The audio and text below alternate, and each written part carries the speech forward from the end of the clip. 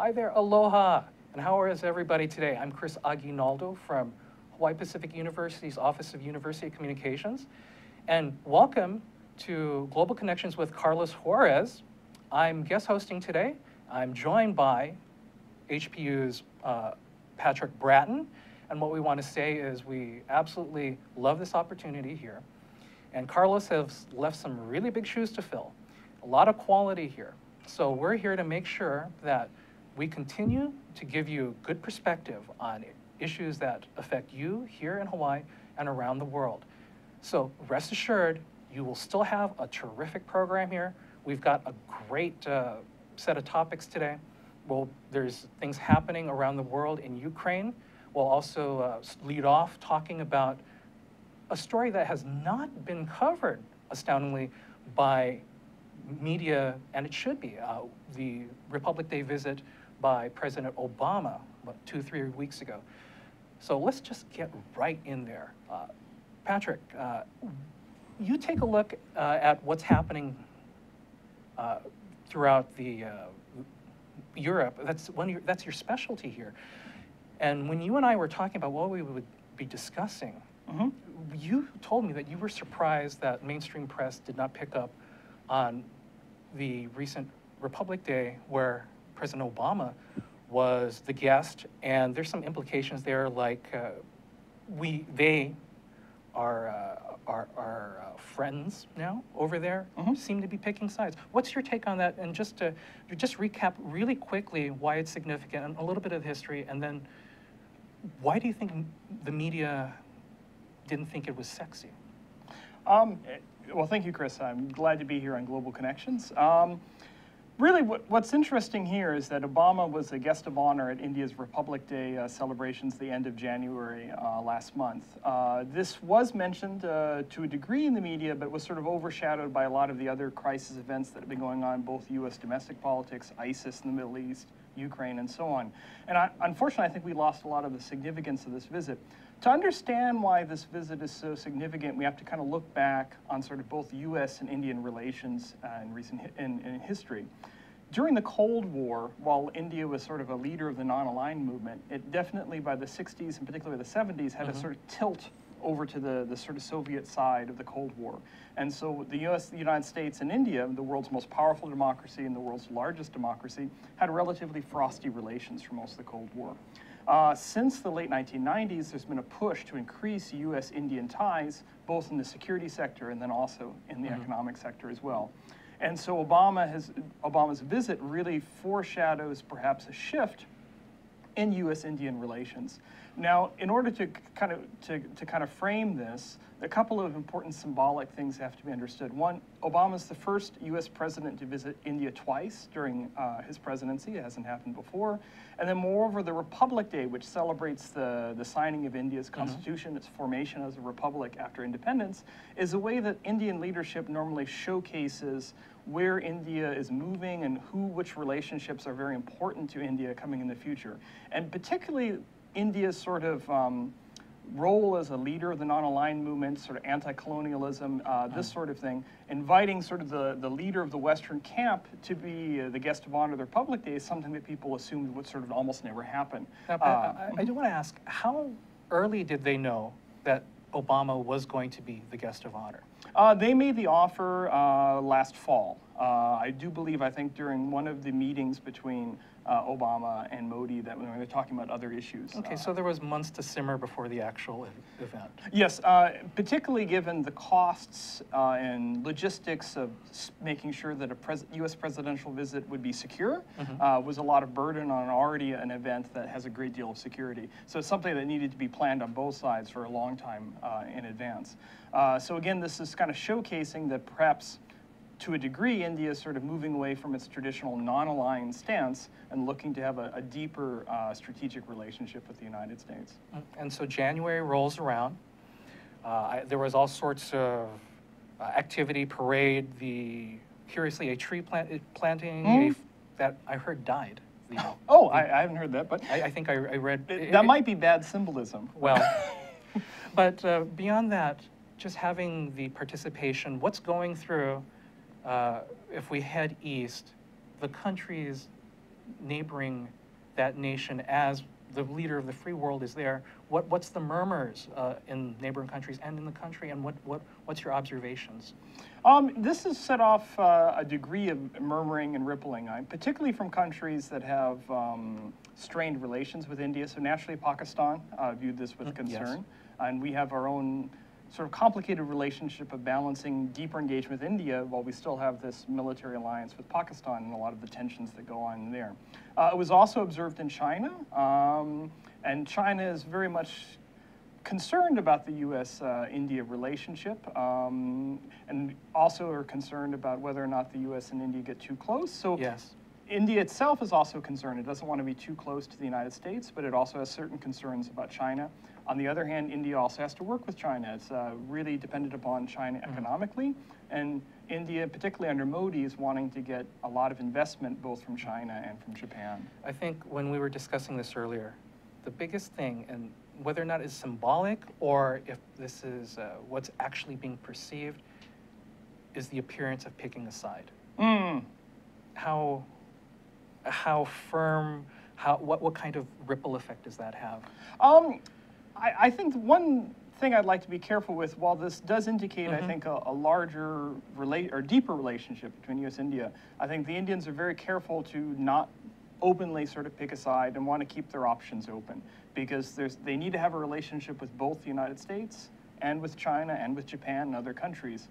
So this is a way of, I think, perhaps rekindling a relationship that had been a bit at a bit of a low point, particularly with the diplomatic spat the other year, a way of kind of resuscitating things rather than say we're picking the U.S. side. This is a way of perhaps of getting the relationship out of a relatively rocky patch that it had been at a couple of years ago. And like I said, we had to dig earlier today at Chris Aguinaldo and ThinkTech Hawaii. It took me a while to find an article that discussed the trip. I had to go to the dregs, and I think that's where I found something that said the tree or plant died. It had nothing to do. It just happened. Why do you think it wasn't so picked up? In fairness, I mean, there's a lot of other crises that tend to get Yes, US January media attention. tended to be a very interesting month in Washington, and other stories being bandied about. That's why we're here. We want to make sure you know all these stories that may affect you. But in terms of just the tiers of international issues, where does it stand? I think it's significant. I think, unfortunately, like domestic media, with the international media, we tend to be drawn to crises, disasters, terrible things that happen. So plane crashes, terrorist attacks, these sorts of things. Things that are significant in terms of long terms, both in terms of economic, security relationship, those don't seem as immediately as sort of exciting or sexy, as you termed it, in the media, and so they kind of get left out.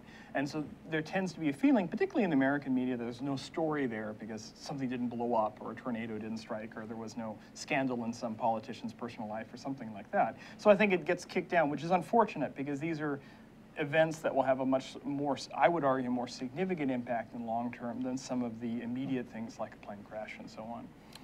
If you could, you say this in the long term might have effects. Can you just talk about the Pacific area? Since we're here, what would it mean? How do you see it affecting relations here in the Pacific, especially here where we have our presence? We're called the stepping toe point, the point between Asia and over there. And China, anything that happens in China affects a wide scope. Yes. So just go over really quickly how we here in the Pacific might be affected. Two ways in particular would be the economic and then also the security angle. In terms of the economic angle, again, part of the relationship will be to deepen U.S. And Indian economic relations, which will be significant for the United States, also more so significant, I would say, for India. That will have a lot of ripple effects for us in Hawaii, and then also given the Pacific agenda, the Asia-Pacific agenda, part of the rebalancing that Obama has, India is a key part of that. And a large part of the rebalancing really is to also shift U.S. attention to parts of Asia that had been received less attention traditionally over the years, and again, India is a key part of that. It also impacts U.S. domestically. We have a growing influence of the sort of the Indian-American Congress, if you will, caucus rather, that has become increasingly influential in the United States. Our own Tulsi Gabbard has her own India links as well here in Hawaii. Beyond the economic angle, it's also important from the security relationship. Recently, the United States has quite surprisingly surpassed Russia as the main arms supplier to India. India's traditionally gotten about 70% of its defense procurement from Russia, so the United States seems to be making inroads there, which is significant strategically and also economically for the United States. And then growing military cooperation as well. Units that are stationed here in Hawaii go and do military exercises with the Indians, which is something that would have been very difficult to conceive 20 years ago. I'm looking at a time here, and I do want to throw this question out. We have a question from Twitter. Again, you can ask anything at ThinkTech Hawaii and at Chris Aguinaldo. I have my live Twitter feed right now.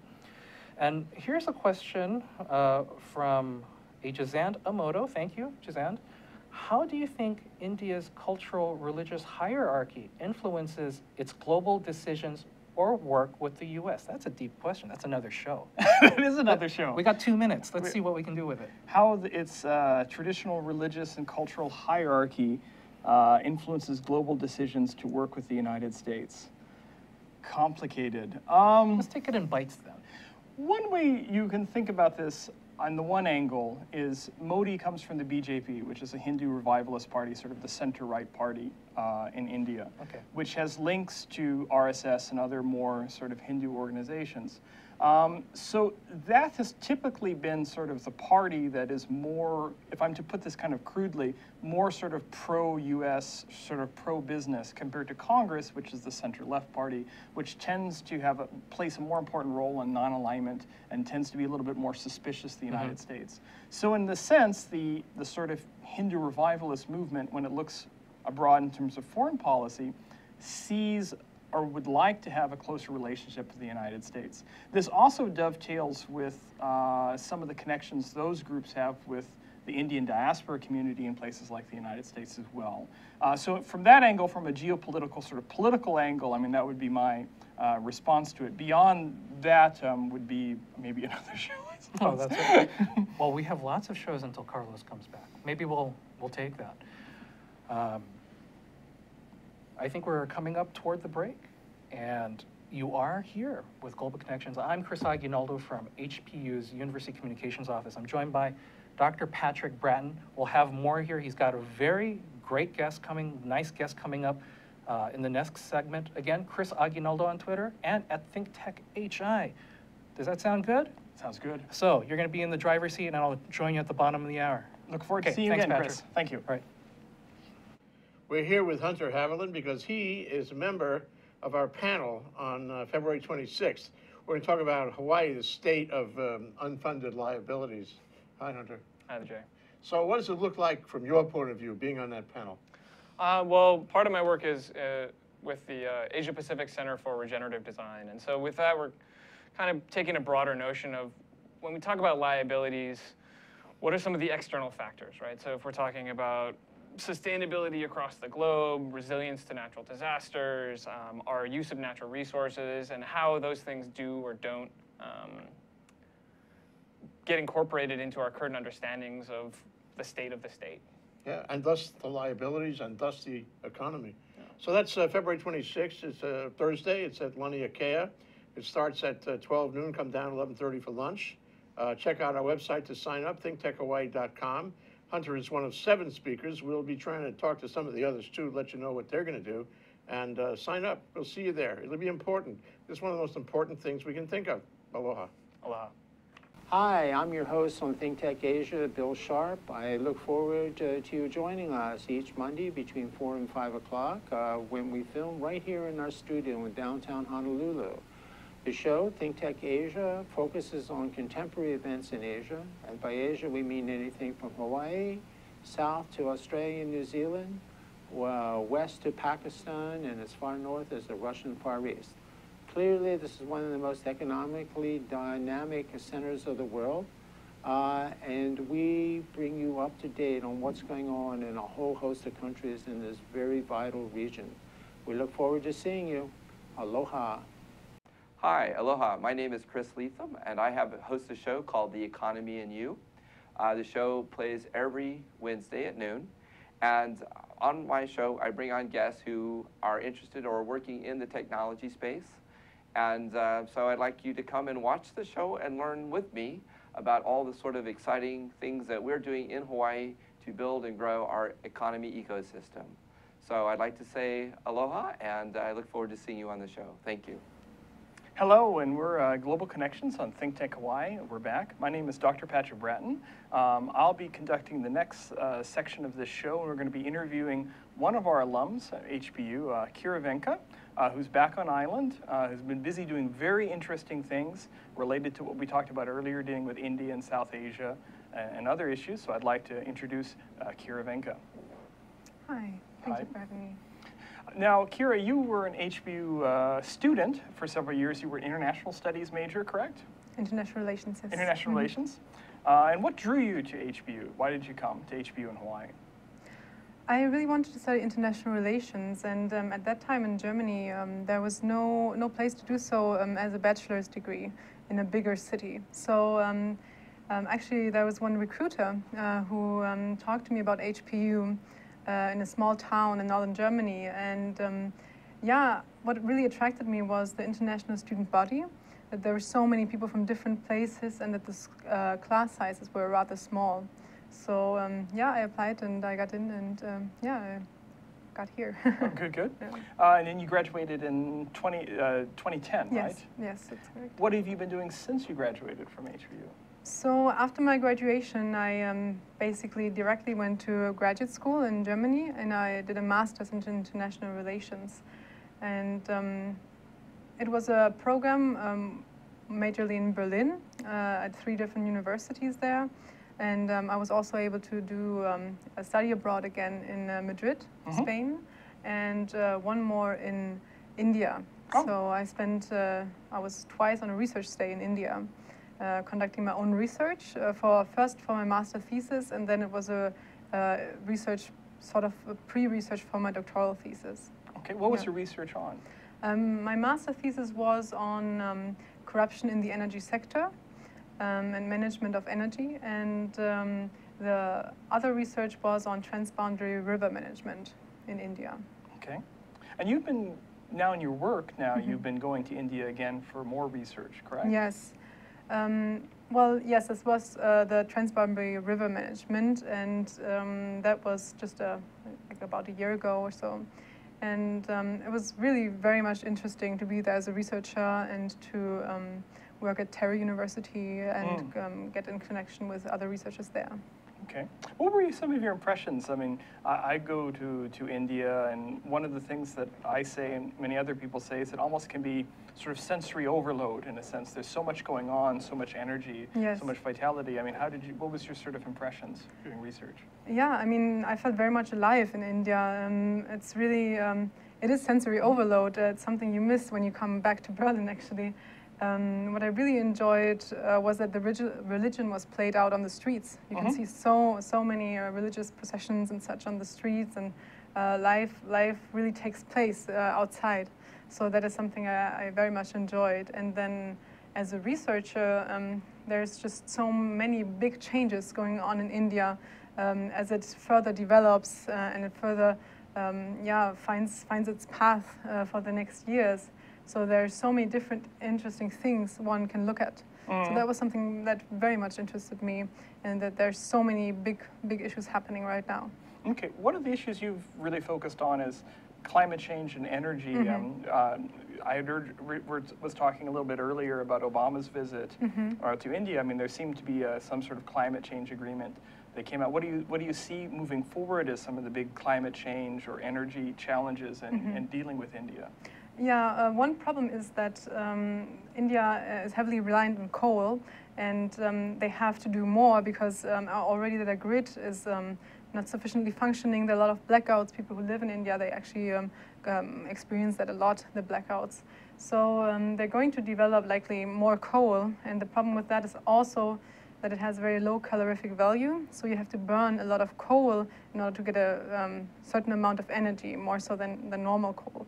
So that is really harmful for the environment, of course, for CO2 emissions. But also there's the problem of the air quality in Delhi, which is now probably worse than Beijing Wow. on many days. So that is something that affects many people and pupils, and yeah, it's a big problem. You've also just recently done some research in Bangladesh on similar issues. I think we have some photos, I believe, of you conducting research in Bangladesh. What kind of research were you doing there? Yes, so this was really connected to my work, which I now do at the Potsdam-Institut for Climate Impact Research. I went with GIZ, the German Development Corporation, to Bangladesh to look at climate migrants, so people who are displaced because of climate change. That's a very complex issue. The biggest problem is that, well, Bangladesh is a very low-lying country, and as the sea level rises, it is becoming more and more problematic for the people to survive who are living basically on the edge, as you can see in that picture right now. So yeah, it's this rising sea levels and also frequent cyclonic events. And just to make it clear, it's very hard to trace back sort of cyclonic events to climate change. But at the same time, when a cyclone happens, people migrate very, very quickly and in big groups. So for doing research, it's very complicated to link migration and climate change, as the singular events are hard to trace back to actual climate change. There are only predictions that, well, in this amount of time, it will become more likely that a more frequent or more intense cyclones will come, but it's hard to say that this cyclone that had happened at this point of time is affecting, was due to climatic change. And whereas the slow events are a little bit easier to track, so when the sea level rises, that is something that is relatively easy to trace back to climate change. And if you have higher inundation zones and such of cyclones, that is also easier to track. But at the same time, then you cannot track the migration. So at a cyclonic event, everybody leaves at the same time, right? So, but when the sea level rises, maybe some people, or there are extreme temperatures and the crops are failing, so these are all the sorts of reasons why people do migrate. People may decide at one point, I'm going to leave, but some other families may go 1 year later because they might have some diversification of income or some other reasons to stay longer, or they can just, they hope for the best and so on. So it's a very difficult topic to sort of discuss as a researcher. What, looking forward, I mean, where do you see your work and your research going, maybe for the rest of this year? Probably also a big part will still be in the migration topic, because as the impacts of climate change are increasing, this will be a big problem. So what I've seen in Bangladesh, which you see in the pictures, it's really just the beginning of the problem. So we talked to many of the migrants, and they're already very poor and very exposed, and they're already, without climate change, really fighting for their survival on a daily basis. But with the increasing impacts, their situation is just deteriorating. So yes, we would, I think it's a very important topic, because these people have not contributed to climate change. Their lifestyles do not involve many high emissions or anything like that, because they do not have access to electricity. So they're basically paying our bill, right? So and it's just very much unfair. Does there's been sort of continued sort of political stresses or strains, I guess you could say, in Bangladesh. I mean, does the political situation in Bangladesh, does it inhibit the country from taking perhaps stronger action, or is this a major focus inside in the country, or?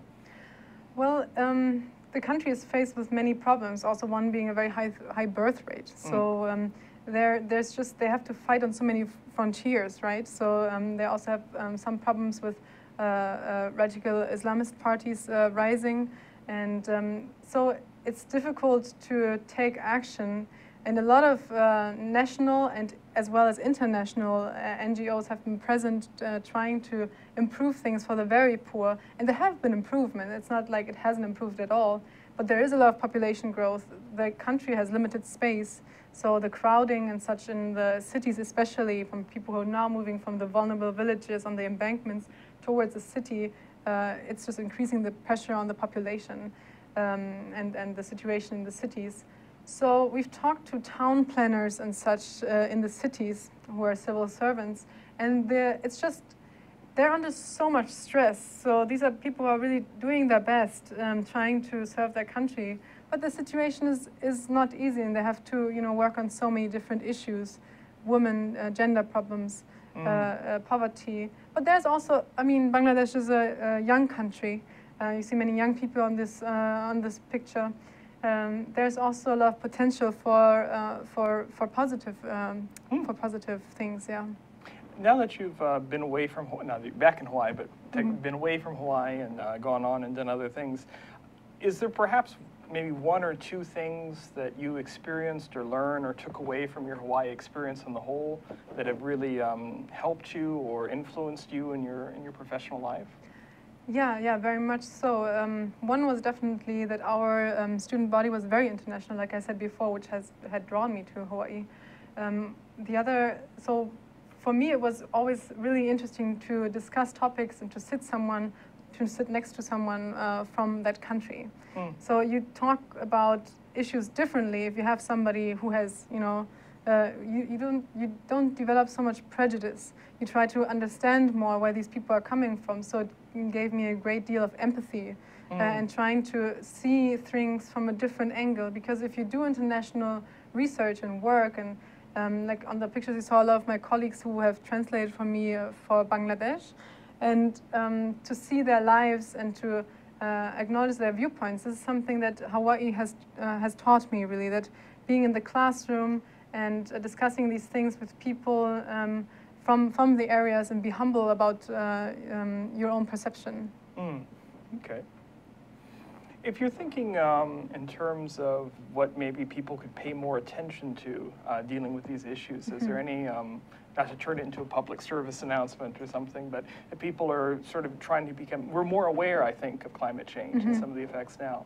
I mean, are there things that you would tell people, or events, summits, legislation, or something that people could keep in mind if they wanted to get more knowledge about climate change and these issues? Well, there's the IPCC, which has been published last year, and it's of course a huge thing to read. But there are the summary for policymakers. So if you want to get more information, that's a really good place to start, because we often at our institutes have like students who are really interested in the topic. And they end up searching on the web, and there's just all, like with every topic, there's just so much stuff out there from people who are not experts, who just post whatever they think is right, or even from people who are deliberately putting out the false information. So it's good to really get the information from the people who are spending their lives working on these issues. And of course, there's the COP in Paris coming up, the international climate negotiations in the fall, or December, I mean. So that would be something interesting to follow and to keep in mind, because climate change is not an issue only of the natural environment. It will affect everyone, and it would, especially our children. So it is really something that has a human face, because we always think, these changes in the environment, they're very minor or something, but they're not, and they will affect many populations. And like I said, in Bangladesh, it has starting to become very visible that the flooding has increased, and that the land is breaking off, and there's so many problems now, and the pressure is increasing, and it will not leave us unaffected here, and it will also eventually impact countries like US, like Germany. Yes, so. It is a human issue. Okay. Well, thank you. It's been wonderful to see you again. Thank you for sharing with us. And we're going to take a quick break, and we'll be right back with Global Connections for ThinkTech Hawaii. Aloha, Yappers, and a Happy New Year. I'm your host, King Zilli. From inner city out to the platform and now the Yap Show. It's a new year, and most would say a new beginning. So this is a call to action.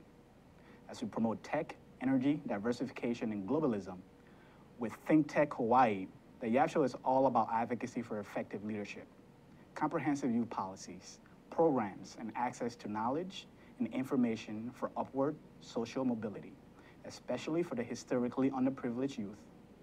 This means we'll be looking at young people making a difference in their community.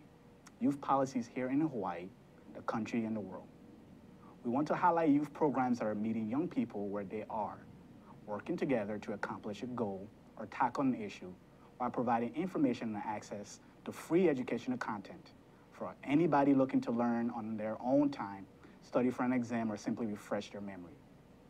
We do this by inviting everyday people like yourself, state policymakers, youth advocacy groups, youth programs, professionals, and so forth. But most importantly, we'll be partnering up with my new organization, causeeffect.org. More information on Cause Effect, as this website is currently in development in hopes to feature courses, seminars, tutorials, and conducting surveys that will be featured on the show. As we leave behind 2014, I wish I could say we leave behind issues such as police brutality, youth violence, education, economic mobility, and so many other hot-button topics that made 2014 a difficult year. So what does it mean for the new year? What does it mean for youth policy? What does it mean for Hawaii as a whole? And most importantly, how does it affect you and your community? We want you to tune into the YAP show at 3 p.m. Friday and find out. Aloha. Hi, welcome back to Global Connections. I'm Chris Aguinaldo from HPU's University Communications Office, and I'm at Chris Aguinaldo on Twitter. This is ThinkTech Hawaii, so at ThinkTech. I am checking our live feed, and I'm joined here with political scientist Dr. Patrick Bratton. We've had a wonderful conversation with a former alum here. Yes, with Kira. With Kira. It's a great conversation. And a couple of things came by on the Twitter during that last segment. HPU has started a new series over at Fresh Cafe. We had it Monday night. And do you know who Siva Kumari is? The director, executive director? Know the name. Of the International Baccalaureate. And she is from India. And we were going to have a live chat session with her on March 10th at Fresh Cafe. It's called Kaupe'a. Just go to the HPU homepage, hpu.edu. I'll put something there so you can see it. Kaupe'a means crossroads, and it's at Fresh Cafe. Siva Kumari, director of the International Baccalaureate, will share her experiences in developing education programs and standards. It's March 10th, 6 p.m., Fresh Cafe. Really informal. We were taking my assistant Jazand is here. We were taking questions by Twitter. People could just come up to the camera and ask Xiao Gangwei, who is part of the Queer Commandos and a LGBTQ leader there in a communist country. Be it as it may, he's like doing films and talking about gender issues, gender identity. People were just coming up to the camera asking him questions. And it was really informal, and plus the food is good. Fresh Cafe, right in downtown. You hang out on March 10th. We'll have from India, coincidentally, again, Siva Kumari. Just go to hpu.edu. I'll make sure that there's a calendar item there so you can see it. The second thing that came through, and boy, oh boy, don't you feel the pressure now, Patrick? Carlos, we'll have to plan a Skype call-in version. Update you on European affairs. So you hear that? One of the shows down the road, we'll have Carlos Skype in. He is doing the he has a Fulbright professorship in Innsbruck in Austria? Yes, Innsbruck in Austria. He's going to be there until about midsummer, until July, doing some research and doing some teaching there. As we know, Carlos is a specialist on both Central Europe, Eastern Europe, and also international political economy. So he'll be watching things go on in the European Union and so on, and a lot of interesting developments there. And it'd be excellent if we could do a Skype show with him, bring him in. So. Sure, and again, at ThinkTech HI, I'm at Chris Aguinaldo on the Twitter. I check this constantly. So we'll set some stuff up, put some messages there. We'll put some questions in the hopper, and let's see what we can get Dr. Juarez, who's in the middle of there's so many things just beyond what we're talking about. The Greek crisis, what Portugal and Spain are feeling right now. Germany bankrolling the world. The relationship between Merkel and President Obama, and how it all affects us here. And that's the point of this show. And that's why, Carlos, we're doing the show, and it still has your name on it. We humbly ask that you keep tuning in to Global Connections. Again, ThinkTech HI, thank you very much, Jay and all our friends here. To take us out this morning, stuff was happening on on our last topic of the day, we were just talking about, let's do a Ukraine update, because there are significant happenings there that, again, we don't always pick up, but for some reason, if you are on Twitter or whatever news service, Ukraine, hashtag Ukraine, I had read, what was it, they're pulling out weapons, is that right? Please clarify, Patrick, if you could just encapsulate in a minute or so and just talk about how we got here. Right, so as many of you know, we've had this sort of ongoing sort of civil war in the Ukraine. First, we had the Crimean crisis earlier, which is then after the quote-unquote settlement of the Crimean crisis, if we want to call it that. We've got sort of rebel movements in eastern Ukraine, mostly sort of the Russian-speaking minority, ostensibly with what people are accusing assistance from Russia to get a degree of separatism from the rest of the Ukrainian government in Kiev. So we've had heavy fighting all of last year. There was a failed ceasefire truce back in September that broke apart quite quickly, and quite heavy fighting that's been there since the winter that's been going on. Now there has been some shuttle diplomacy and a new ceasefire has emerged. Mostly has emerged from discussions between Ukraine, Russia, Germany, and France. So Angela Merkel and François Hollande played a sort of key role in doing that. Initially, the ceasefire was violated, particularly in a particular key area, but it seems all indications from the past couple of days that the ceasefire seems to be sort of moving into effect, and both sides are moving their heavy weapons. Part of the ceasefire agreement is to move heavy weapons to about a 50-kilometer sort of buffer zone, if you will, about 30 miles. And that seems to have been there, and I do believe I've seen reports the past day or two. It's been, I think, 2 days without casualties, I think, on the Ukrainian side, which is the first time that's happened. So at least we see some glimmers, perhaps, of some degree of hope that there would be at least some, perhaps at least right now, respite from the conflict. So that's been fairly significant. And there were statements made. I'm really quickly looking at some of the feeds, but there is some sense of doubt. Again, when you and I were discussing things earlier, the most recent ceasefire, within hours, I think that you had mentioned there were gunshots. How much on an edge are they when it comes to something that will either get one person or one government or one faction mad? It's like damming it up and say, we're going to have a ceasefire. And then the trickle happens. And then I'm reading here, 6,000 dead since last April. Right. That is an astounding loss of human life.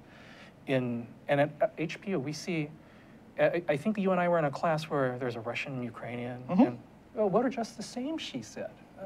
Can you talk about that? And again, the question is, how tightly wound up is it? And what does it take to maybe actually follow through?